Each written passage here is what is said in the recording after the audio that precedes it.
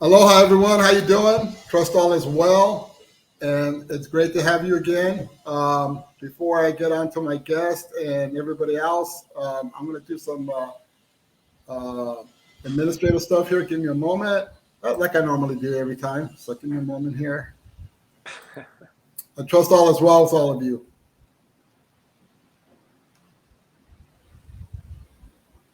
Awesome. Let me see where am I going with this. Okay, so I just arrived back in Maui yesterday, and I'm hearing all kinds of stuff. Okay.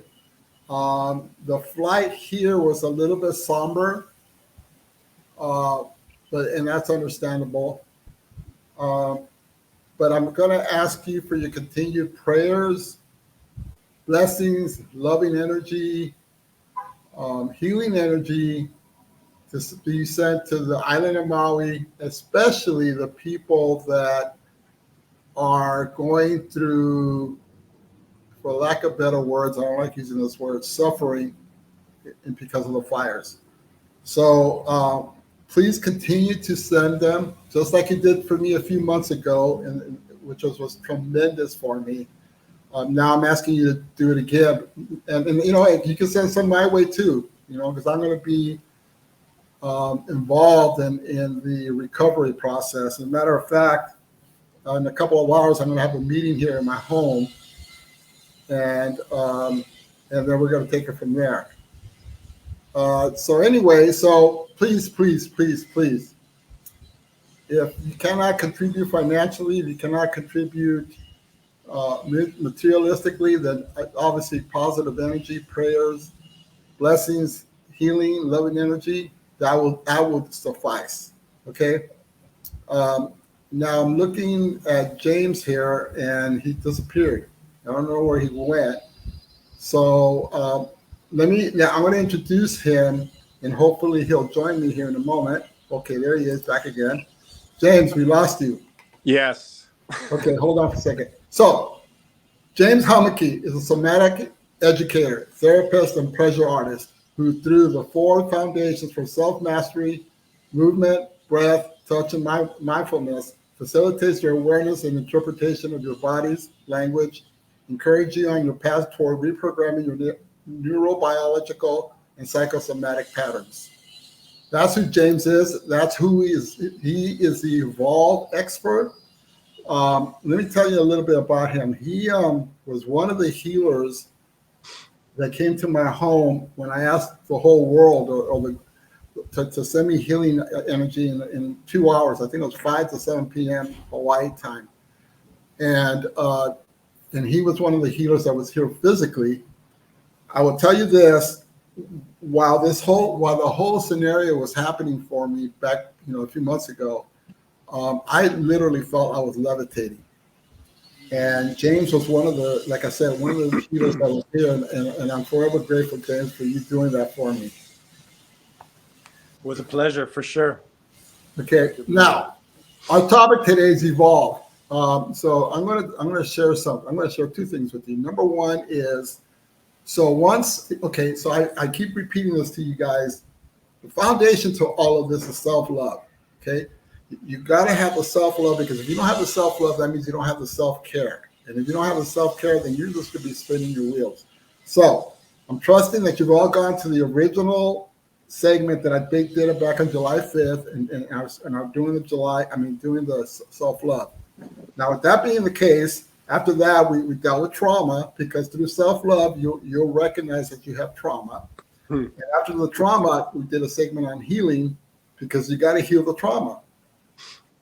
So once you do the self-love, you've done the trauma, you've done the healing, now it's your turn to evolve.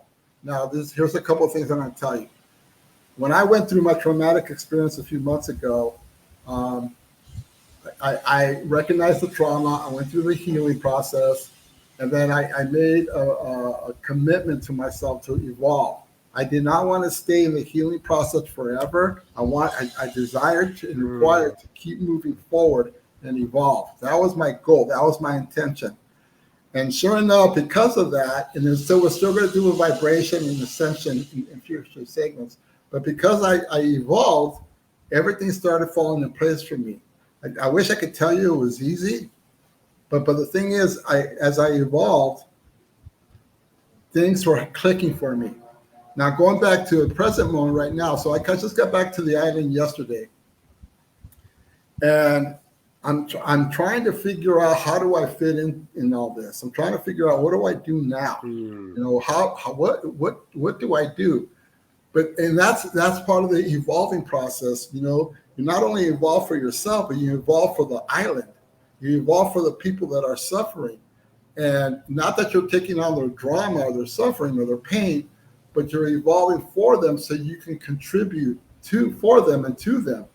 And so anyway, so I'm done with myself. James, how you doing? How's it going?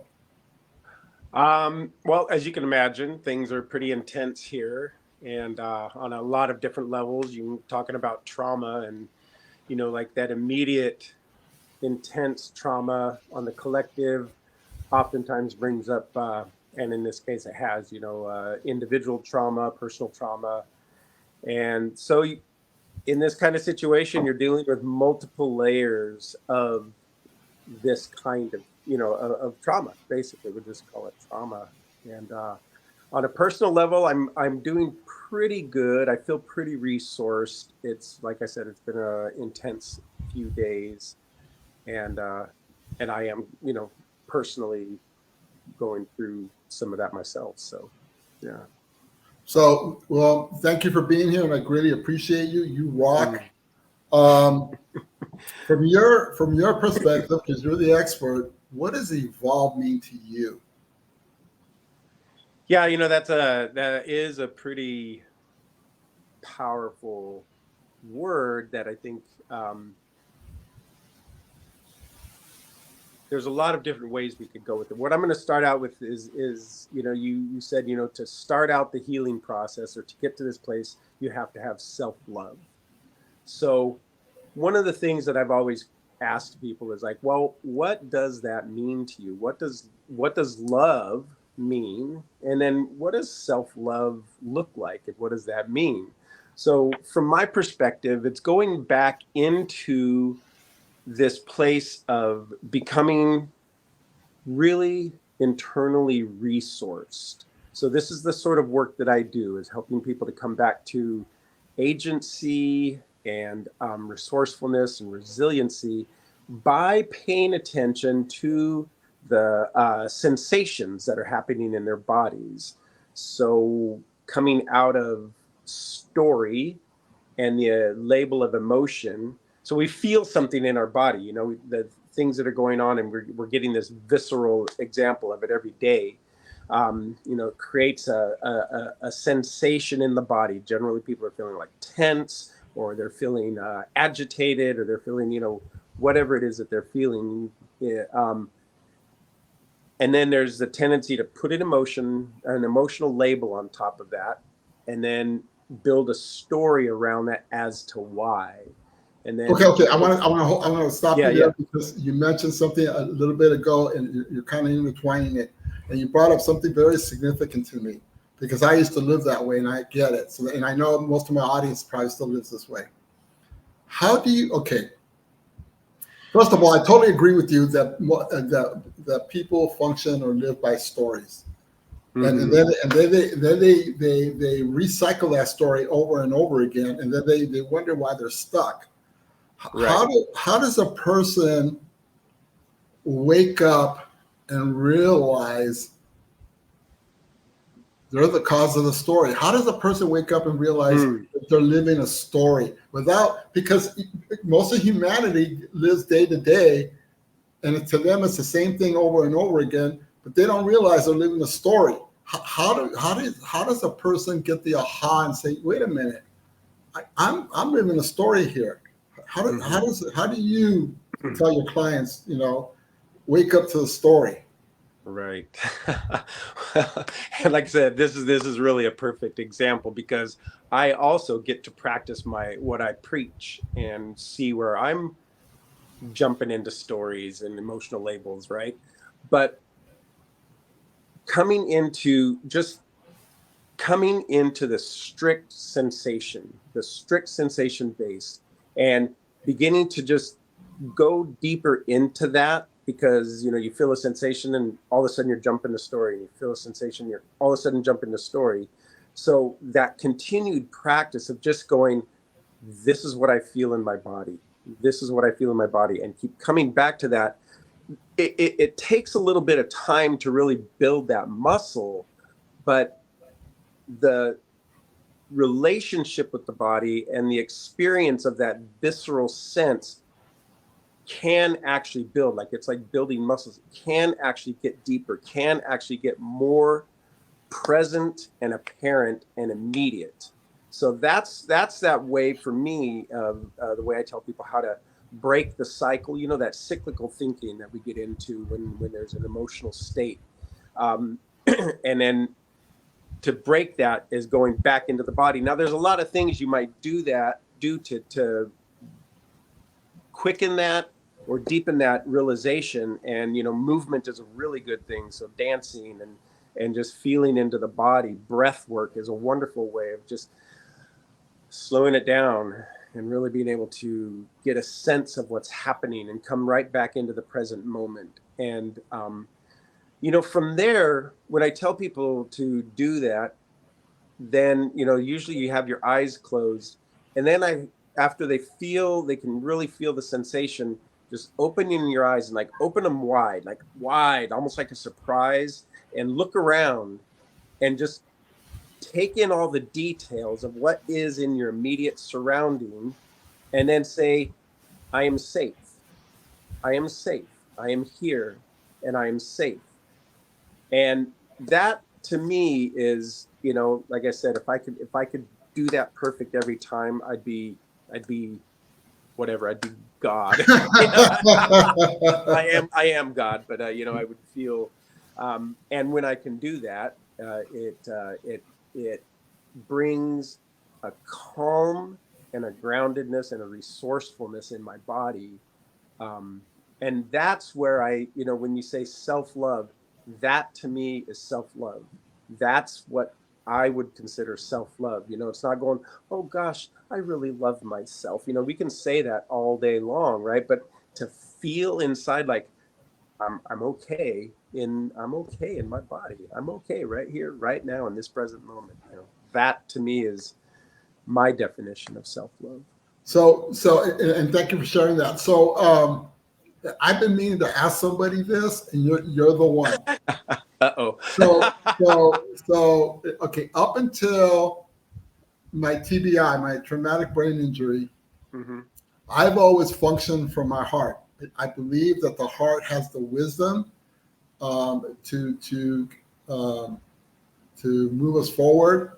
I've had some tremendous amount of success listening to and following my heart. After I had my TBI,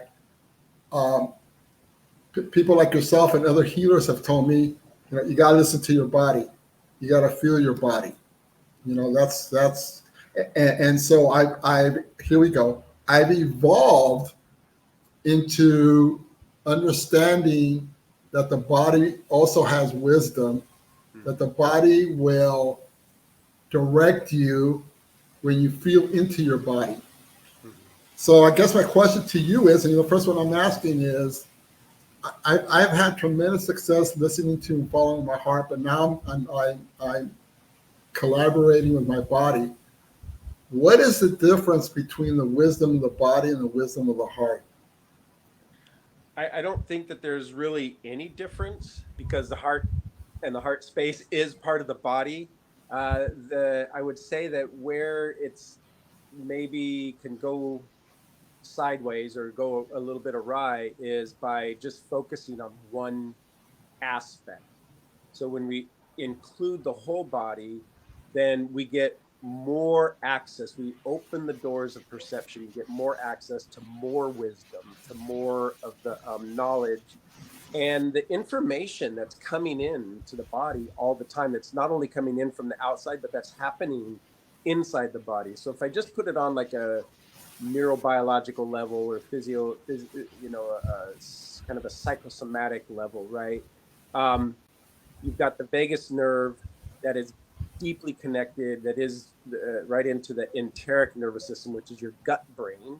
right? In some cultures, they used to call that the brain, and is directly connected to the heart brain. I mean, both of these areas have massive neurons in them and actually think for themselves separate from the brain, you know, and they're giving information, they're taking in information, stuff we're just completely unaware of, like most of the time, right? And that's part of that slowing down piece, and learning how to build that muscle of listening, build that muscle of feeling the sensation and speaking about what's happening from that place. I'm hot, I'm cold, I'm tingly, I'm vibrating, I'm, those kinds of, this is what's happening in my body. And I'll just give you a little thing is here, I sort of put away this idea of just functioning from the heart like years ago. I actually probably had a bit of an attitude about it. Um, if you believe it, I've had attitudes about a lot of things in my life, which is part of the reason why I have to do this work, right? And I went to the the pelvis. I went to the ground. I went to the floor of everything where the power, like in martial arts, they talk about that being the seat of power. That's where, quote, whatever you want to call Kundalini is supposed to arise from. That's where all the sexual organs are. That's where all the, there's so much power in there. And we're generally in our cultures really shut off from that for one reason or another. And so I went there, and I mean, I did some fantastic work and I've really learned a lot. And it's probably only been recently that I've really felt the call to begin to move into the heart more, right? And so, there's parts of me even that feel a little out of round or out of balance because my focus was down into the roots and that, and I wasn't really necessarily focusing on the heart. I thought I was sometimes, but this balance, whether you come in it from this way or you come in it from that way, eventually we need to integrate the whole. Okay, so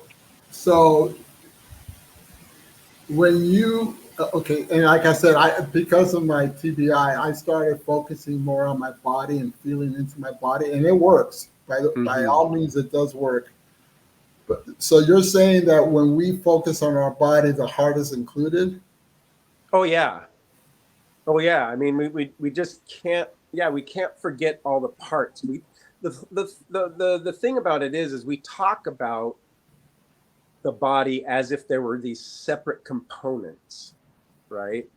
But really, Okay, there's not. It's all integrated. But we all can one. bring our attention and attention. Did I say intention and attention both? And we can focus it, right? So there's room to get really focused on a place. Let's say the heart brain, and really building that muscle of perception and sensation and listening. You know, um, and then we can expand that attention to where it'll include more and more and more of the body. So whichever part you're focused on, you can expand it. But the fact is that it's all operating at the same time all the time, and it's a fully integrated organism. Not made up of separate parts in that So, way. so, so you're saying that the gift that the body has to offer is to support us to evolve. Oh yeah, that's its whole purpose, in my opinion. Is not just surviving. That's one level of it, and that's where I was focused, was getting my survival.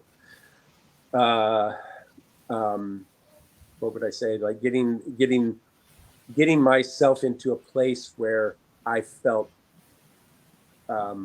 resourced to survive, not just in that immediate reaction place, but actually, but really, we want to, the body, the whole body mind wants to thrive. I mean, wants to Correct. thrive, flourish. And look at the lily of the valley, right? I mean, its whole point is to produce this flower and just Right. shine and thrive, you know? Right. Yeah. So, okay. So we talked about story, and you can utilize the body to feel into it to see if you're in a story. After you realize you're in a story, how can you utilize your body to evolve? I know you keep bringing up, you got to feel into it. What does that mean? What does that entail? Um, Part of it is just getting still. That's where I had to go. I'm a mover. I've always been a mover. I'm, like a lot of high energy for most of my life. So for me, it was about getting still. And there's different, all the different mindfulness kind of meditation work, Vipassana, anything that, and Kundalini yoga is wonderful. That's more movement and breath, but it's a really good way of exciting sensation or creating sensation, like making the sensation so apparent that you can't not feel it. When you breathe hard, next thing you know, your heart's beating, and you're breathing hard. You can't not feel that, and you can't not say, I'm feeling out of breath. That's that's a full-on truth. Now that can continue to get refined, and in like Kundalini yoga, for instance, is with the breath and the movement, there's a lot of time for stillness and just paying attention, right? So when we feel a sensation happening in the body, practicing not adding the label of an emotion, and practice not adding a story to explain why you feel that way. Just feel it, and basically not do anything about it. Like, just feel it, and then through that listening process, messages actually do come. They're not necessarily in like cognitive, they're not necessarily in words per se, but they are there. Like, you begin to trust that sensation to say, I'm in a good place, I'm not in a good place. Oh, this is what it feels like I need to do. You say, it might not tell you, you might not get the message like, this is what you need to do to fix this situation, but you can explore decisions and feel what that decision is, how that decision feels in your body. So I know you've heard of muscle testing, and this is kind of like what muscle testing, when people do that, some people squeeze their fingers, or they there's various different ways about how people do muscle testing, is testing the wisdom of the body. Should I take this pill? How many should I take? How many times a day? Is this what is best for me right now, kind of a thing? And we can test that. We can recognize sensations in our bodies that guide us to the most appropriate decision in any given situation. So before we It's gut continue, feeling. okay. Before we continue, I realize I forgot to mention something at the beginning. For those of you that are on the Get the Possibilities Facebook page, if you look down at the announcement right underneath this live segment, there's a link on there, and if you want to join us live and in person, you could click on that, or you can stay here where you're at now and just comment if you like. But you could either, if you want to talk live to James or myself, click on that link, and I will welcome you. I was wondering why nobody was joining us, and I'm going, wait a minute, I forgot to announce that. So just go underneath underneath this segment, and you'll see an announcement that I put that you can click on the link and you can join us. So James, so you said something, and then I'm going to bring up two things here. So um, you said using your body doesn't provide you the answers, but it supports you to have decisions. for Right. my part, up until I had my TBI, I literally listened to my heart for the wisdom it provided, and it influenced. It didn't. Okay, it didn't show me options. It literally told me what to do. And so now you're differentiating between the body and the heart from my perspective, because listening to you, it, correct me if I'm wrong in saying that. And the second thing I want to ask you is, so let's bring it to a current moment right now, and we're talking about the people that are dealing with the fire that happened a week ago today, and their body right now is not feeling good. How can they utilize that pain, that suffering, that disappointment, that sadness to evolve? Because they probably can't even see straight. Right. Well, I there's different levels of resourcefulness. And if you're somebody who, let's say, is from Lahaina and you just lost your whole life, maybe you lost some loved ones, but minimally you lost a house and all your possessions and you're displaced. It probably isn't a situation where you're asking your body, mind, heart to help you make a decision to like any kind of decision per se, whether it's leave the island or go buy another house or go sleep in that cot.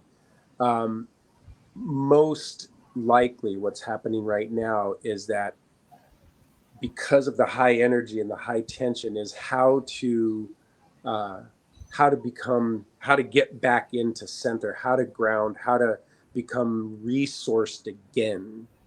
Because when everything is pulled out from under you like that, then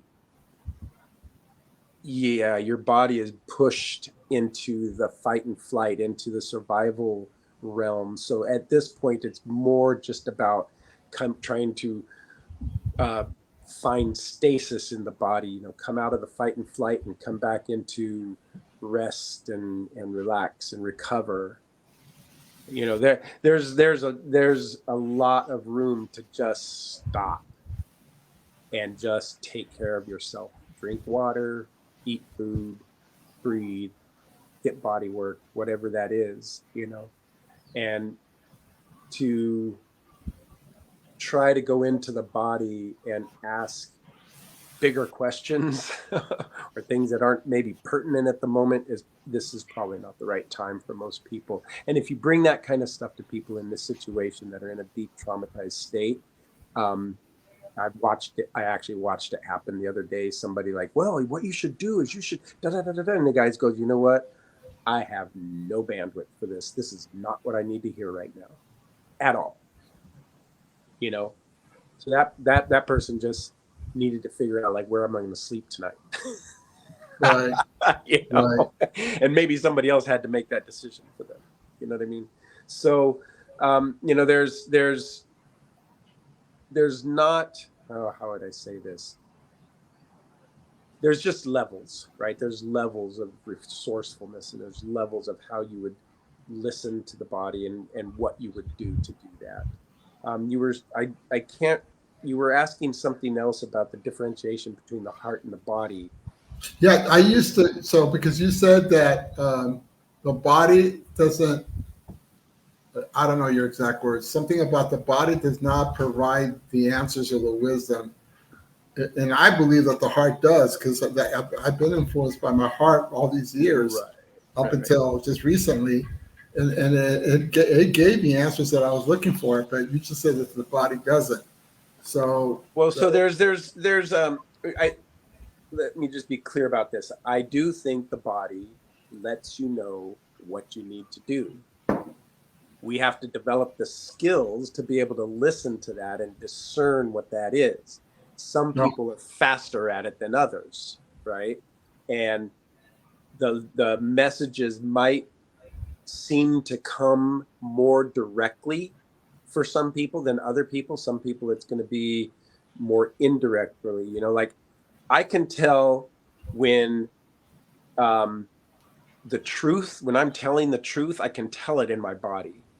And I can tell when I'm kind of bullshitting myself or somebody else, whether I think I actually am or not. I can feel when somebody is telling me the truth and when they're lying to me or indirectly by lying to themselves. I can feel that in my body, so that's not like a decision, telling me don't trust that person or, you need to do this. It's just oh, I understand what's happening here.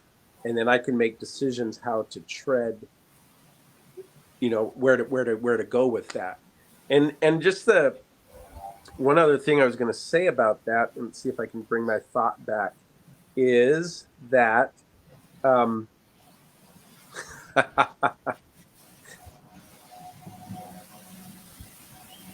I think I just lost that thought. It'll come back. It'll come back. It'll come back. Right? Yeah.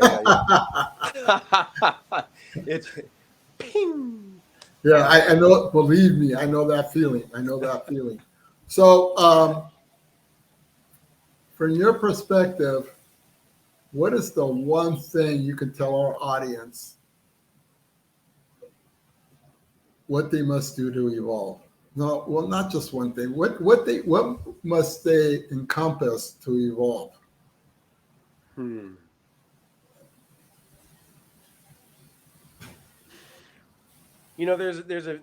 gosh, there's a lot of things. I mean, one of the things, it really is just slowing down and beginning to bringing in tools that will allow you to open up your capacity wider and wider to feel all the sensations and all the information that's coming into your body, or that is coming through your body all the time, calculated at like 11 million bits per second or something like that. I mean, if we were cognizant of all the information that was coming into us every second, we'd be walking around in like a psychedelic trip, and we would not be able to be effective in this world. But most of us are far away from that as far as our ability to sense, and we can open that up, and we can open it up slowly. We can continue to open it up and go like, oh, there's more. Oh, I can feel more. I can sense more. I can feel more. I can sense more. And then it's just like this, like you have a wide ocean. People call it the Akashic records, or the super consciousness, or the collective consciousness, or, you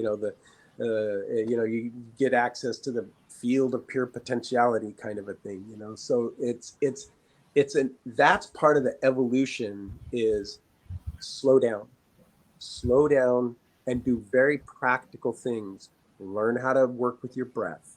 Learn how to move your body in ways that give you more information. You don't have to be a yogi. You don't have to be acrobatic. You don't have to be super bendy. You just move your body that in a way that helps open up more access and awareness, right? And then the meditations, which can be walking, it can be sitting for days and days in silence. I highly recommend it, but it's not for everyone. And then and allowing the sensations to bubble up.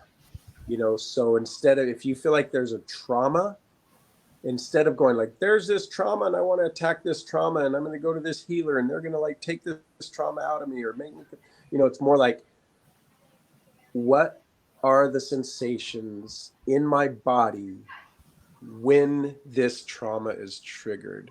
And so, just those practical things and slowing down and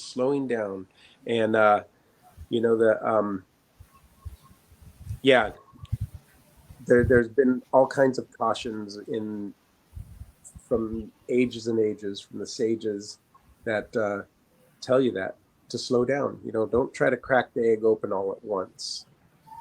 That can lead to re-traumatization or psychosis and a lot of other things too. But yeah.